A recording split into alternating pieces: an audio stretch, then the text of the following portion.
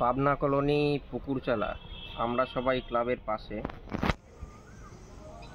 আমাদের শক্তি মামার দোকান আছে, সেই দোকানের মধ্যে সাপটা ঢুকে যায়।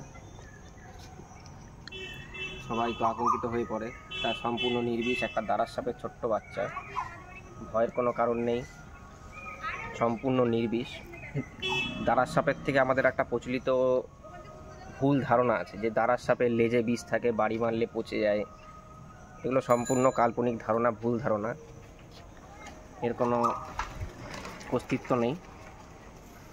দাঁড়ার সাপের লেজে বাড়ি মারলেও কোনো বিষ থাকে না বা পচে যায় না।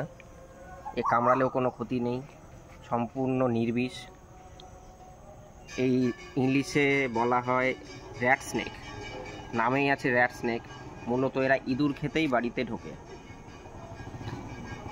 যখন চাষের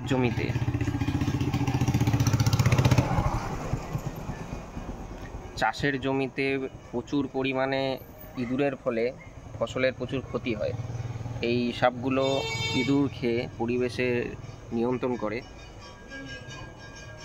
কখনো এদেরকে মারবেন না, মারা উচিত না। সম্পূর্ণ নির্বিষ প্রত্যেকটা প্রাণী এবং প্রত্যেকটা সাপ পরিবেশে অত্যন্ত গুরুত্বপূর্ণ। খুব সুন্দর একটা সাপ, ছোট্ট বাচ্চা, যেহেতু নির্বিষ সাপ আমরা এখান থেকে রেস্কিউ করলাম। পাশেই কোনো একটা জঙ্গল দেখে একে ছেড়ে দেওয়া হবে। এখনই নির্বিষ সাপ, আমরা তো নিয়ে যেতে পারবো না। খুব সুন্দর একটা নির্বিষ ছোট্ট বাচ্চা।